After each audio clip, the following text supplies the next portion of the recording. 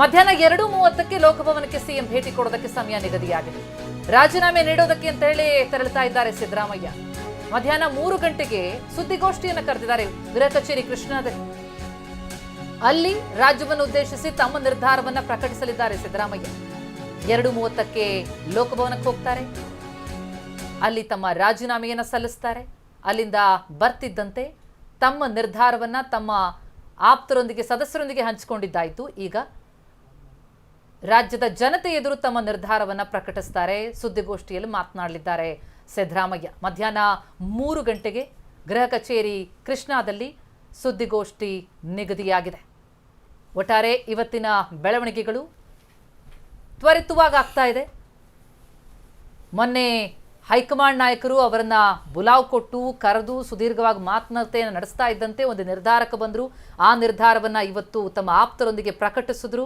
ಈಗ ರಾಜೀನಾಮೆಯ ಪ್ರಕ್ರಿಯೆ ಶುರುವಾಗುತ್ತೆ. ರಾಜೀನಾಮೆ ಸಲ್ಲಿಕೆಯಾಗ್ತಾ ಇದ್ದಂತೆ ಅಧಿಕೃತವಾಗಿ ಆ ಮಾಹಿತಿಯನ್ನು ತಿಳಿಸ್ತಾರೆ. ಬೆಂಗಳೂರಿಗೆ ರಾಜ್ಯಪಾಲರ ವಾಪಸ್ಸಾತಿ ಇನ್ನಷ್ಟು ವಿಳಂಬ ಆಗೋ ಸಾಧ್ಯತೆ ಇದೆ. ಅಂದ್ರೆ 1 ಅಥವಾ 2 ದಿನ ವಿಳಂಬ ಆಗುತ್ತೆ ಎನ್ನುವಂತಹ ಸಾಧ್ಯತೆಗಳು ಕಂಡು ಬರ್ತಾ ಇದೆ. ಇಂದೋರ್ನಲ್ಲಿದ್ದಾರೆ ರಾಜ್ಯಪಾಲರು. ತಮ್ಮ ಸಂಬಂಧಿಕರೊಬ್ಬರ ಅನಾರೋಗ್ಯದ ಹಿನ್ನೆಲೆಯಲ್ಲಿ ತೆರಳಿದ್ದಾರೆ. ಹಾಗಾಗಿ ವಿಶೇಷ ಕಾರ್ಯದರ್ಶಿಗಳು ರಾಜೀನಾಮೆ ಪತ್ರವನ್ನ ಸ್ವೀಕರಿಸ್ತಾರೆ. ಅದರ ಅಂಗೀಕಾರ ಮಾಡೋದಕ್ಕೆ ರಾಜ್ಯಪಾಲರೇ ಬರಬೇಕಾಗತ್ತೆ. 1 ಅಥವಾ 2 ದಿನ ವಿಳಂಬ ಆಗುವಂತಹ ಸಾಧ್ಯತೆಗಳು ಕಂಡು ಬರ್ತಾ ಇದೆ. ಇಂದೋರ್ಗೆ ಹೋಗಿರುವಂತಹ ರಾಜ್ಯಪಾಲರು ಇವತ್ತು ಸಂಜೆನೇ ವಾಪಸ್ ಆಗ್ಬೋದು ಅನ್ನುವಂಥ ನಿರೀಕ್ಷೆ ಇತ್ತು. ಆದರೆ 1 ಅಥವಾ 2 ದಿನ ಆಗಬಹುದು ಅನ್ನೋದು ಈಗ ಕೇಳಿ ಬರ್ತಾ ಇರುವಂತಹ ಮಾತು.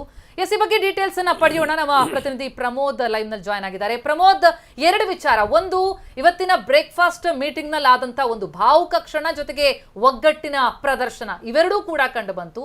ನಂತರ ರಾಜ್ಯಪಾಲರನ್ನ ಭೇಟಿಯಾಗಿ ಇವತ್ತು ಅವರು ರಾಜೀನಾಮೆಯನ್ನು ಸಲ್ಲಿಸ್ತಾರೆ ಅನ್ನುವಂಥ ಮಾಹಿತಿ ಏನಿತ್ತು. ರಾಜ್ಯಪಾಲರು ಬರ್ತಿಲ್ಲ, ಆದರೂ ತಮ್ಮ ರಾಜೀನಾಮೆಯನ್ನ ಇವತ್ತೇ ಕೊಡುವಂತಹ ಒಂದು ನಿರ್ಧಾರಕ್ಕೆ ಸಿಎಂ ಬಂದಿರೋದನ್ನ ನೋಡ್ತಾ ಹೋದ್ರೆ ಎಲ್ಲವನ್ನ ಒಂದು ಸ್ಮೂತ್ ಆಗಿ ಜೊತೆಗೆ ತ್ವರಿತವಾಗಿ ಒಂದು ಪ್ರಕ್ರಿಯೆಗಳನ್ನು ನಡೆಸುವಂತಹ ಒಂದು ಚಿಂತನೆಯಲ್ಲಿ ಸಿದ್ದರಾಮಯ್ಯ ಇದಾರಾ ಅಂತ?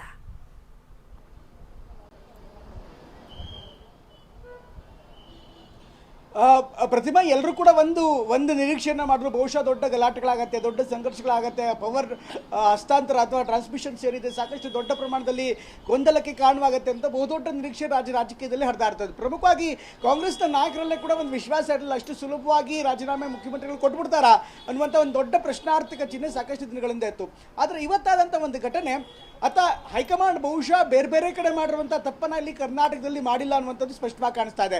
ರಾಜಸ್ಥಾನದಲ್ಲಿರ್ಬೋದು ಅಥವಾ ಛತ್ತೀಸ್ಗಢದಲ್ಲಿರ್ಬೋದು ಅಥವಾ ಇನ್ನಿತರ ಪಂಜಾಬ್ನಲ್ಲಿರ್ಬೋದು, ಬೇರೆ ಬೇರೆ ಭಾಗದಲ್ಲಿ ಇದೇ ರೀತಿಯಂತ ಸಾಕಷ್ಟು ಗೊಂದಲಗಳಿತ್ತು. ಮಧ್ಯಪ್ರದೇಶದಲ್ಲೂ ಕೂಡ ಸರಿಯಾದಂಥ ರೀತಿಯಲ್ಲಿ ಹ್ಯಾಂಡಲ್ ಮಾಡದೇ ಇರುವಂಥ ಹಿನ್ನೆಲೆಯಲ್ಲಿ ಸಾಕಷ್ಟು ದೊಡ್ಡ ಸಮಸ್ಯೆಯನ್ನು ಕಾಂಗ್ರೆಸ್ ಎದುರಿಸ್ತು.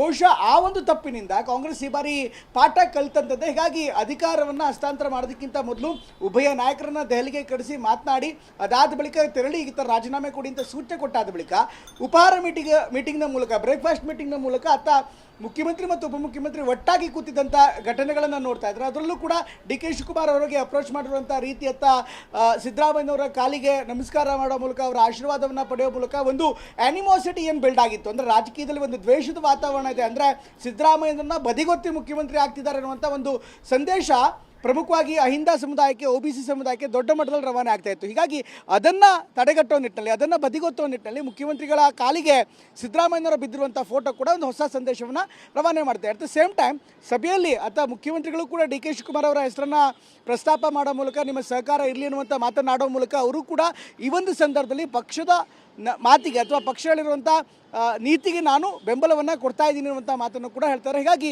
ಆ ಒಗ್ಗಟ್ಟಿನ ಒಂದು ದೃಶ್ಯ ಏನಿದೆ, ಅಥವಾ ಫೋಟೋ ಇರ್ಬೋದು, ಮೀಟಿಂಗ್ಗಳಿರ್ಬೋದು, ಮಾತುಗಳಿರ್ಬೋದು, ಈ ಒಂದು ಸಂದರ್ಭದಲ್ಲಿ ಕಾರ್ಯಕರ್ತರಿಗೆ, ಪ್ರಮುಖವಾಗಿ ಶಾಸಕರಿಗೆ ಒಂದು ಸಂದೇಶ ರವಾನೆ ಆಗಬೇಕಾಗಿತ್ತು. ಹೀಗಾಗಿ CLPಲಿರ್ಬೋದು, ಮುಂದಿನ ಬೇರೆ ಬೇರೆ ಸಂದರ್ಭದಲ್ಲಿರ್ಬೋದು, ಈ ರೀತಿಯಾದಂಥ ವಿಪರೀತ ಘಟನೆಗಳು ಆಗುವಂಥ ಸಾಧ್ಯತೆ ಈಗ ತೀರಾ ಕಡಿಮೆ ಇದೆ. ಹೀಗಾಗಿ ಈ ಒಂದು ಸಭೆಯಿಂದ ಒಂದು ಸಂದೇಶ ಅಂತೂ ರವಾನೆ ಆಗಿದೆ. ಪ್ರತಿಮಾ, ಪ್ರಮೋದ್ ಹಾಗೆ ಸಂಪರ್ಕದಲ್ಲಿರಿ.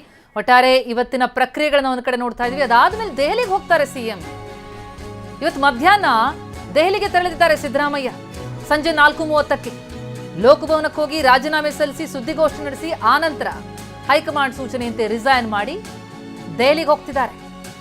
ರಾಹುಲ್ ಕರೆದಿದ್ದಾರೆ, ರಾಜೀನಾಮೆ ನೀಡಿ ದೆಹಲಿಗೆ ಬನ್ನಿ ಎನ್ನುವಂತ ಆಹ್ವಾನ. ಹೈಕಮಾಂಡ್ ಬಳಿ ಬನ್ನಿ ಅಂದಿದ್ದಾರಂತೆ ರಾಹುಲ್ ಗಾಂಧಿ. ಹೈಕಮಾಂಡ್ ಸೂಚನೆಯಂತೆ ಮಧ್ಯಾಹ್ನ ಅಂದ್ರೆ 4:15 ನಂತರ ದೆಹಲಿಗೆ ತೆರಳುತ್ತಾರೆ. ಅಂಥದ್ದೊಂದು ಪ್ಲಾನಿಂಗ್ ಆಗಿದೆ ಅನ್ನೋದ್ರ ಬಗ್ಗೆ ಮಾಹಿತಿಗಳು ಲಭ್ಯ ಆಗ್ತಾ ಇದೆ.